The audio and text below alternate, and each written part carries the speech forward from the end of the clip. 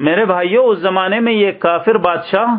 اسیر ہوا کرتے تھے، گرفتار ہوا کرتے تھے، اس لیے کہ ہمارے مسلمان مجاہدین تھے، ہمارے مسلمان بادشاہ جہاد کیا کرتے تھے اور ان کافروں سے جزیہ لیا کرتے تھے۔ اس جنگ میں شاہ روم بذات خود اسیر ہوا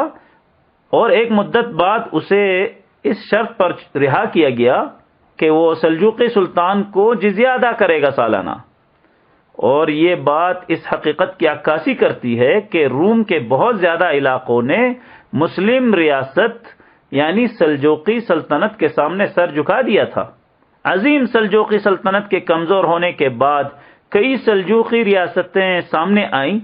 جن میں سے روم کے سلجوقیوں کو بڑی شہرت حاصل ہے، اور یہی وہ سلجوقی ریاست ہے جو مشہور زمانہ ارطغرل کے زمانے میں موجود تھی، اور سلطان علاء الدین کیقوباد اس سلطنت کے بادشاہوں میں سے تھے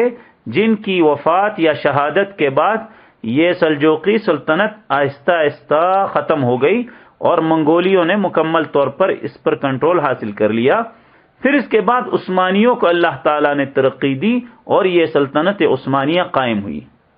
سلجوقیوں کی حکومت ایشیائے کوچک میں تھی اور ان کی حکومت کی حدود مغرب میں، یورپ میں بہت آگے تک جا چکی تھی،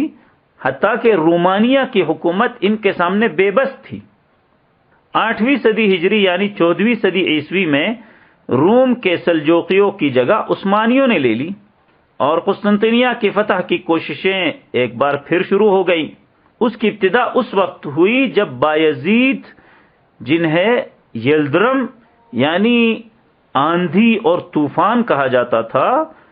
انہوں نے فتح قسطنطنیہ کی کوشش کی اور 796 ہجری بمطابق 1393 عیسوی میں بڑی شدت سے قسطنطنیہ کا محاصرہ کیا گیا۔ سلطان بایزید یلدرم نے شہر کا محاصرہ اتنی شدت سے کیا کہ بیزنطینی بادشاہ سے مذاکرات کے دوران یہ مطالبہ کیا گیا کہ وہ شہر مسلمانوں کے حوالے کر دے، لیکن وہ ٹال مٹول سے کام لیتا رہا اور مذاکرات کو طول دے کر اسلامی فوجوں کو قسطنطنیہ سے پیچھے دھکیلنے کے لیے یورپ سے مدد طلب کرتا رہا۔ قریب تھا کہ بایزید کے ہاتھ پر قسطنطنیہ فتح ہو جاتا، لیکن اسی اثنا میں خبر پہنچی کہ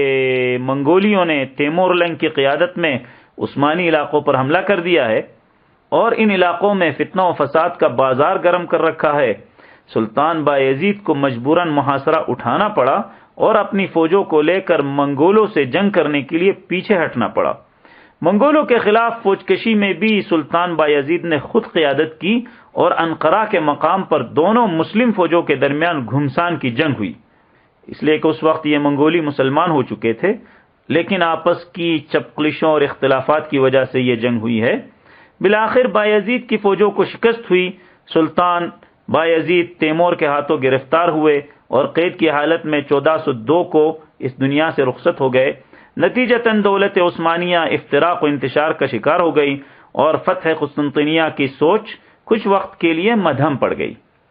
اب جیسے ہی عثمانی سلطنت کو دوبارہ سے استحکام نصیب ہوا، حالات درست ہوئے، تو روح جہاد دوبارہ سے آ گئی اور سلطان مراد ثانی نے اپنے دور حکومت میں قسطنطنیہ کی فتح کے لیے پھر سے کوششیں شروع کر دیں۔ عثمانیوں نے ان کے دور میں کئی بار قسطنطنیہ کا محاصرہ کیا۔ ان کوششوں کے عرصے میں بیزنطینی بادشاہ عثمانیوں کے صفوں میں فتنہ و فساد پیدا کرنے اور بیرونی طاقتوں کو سلطان کے خلاف مدد دینے کی کوششوں میں مصروف رہا،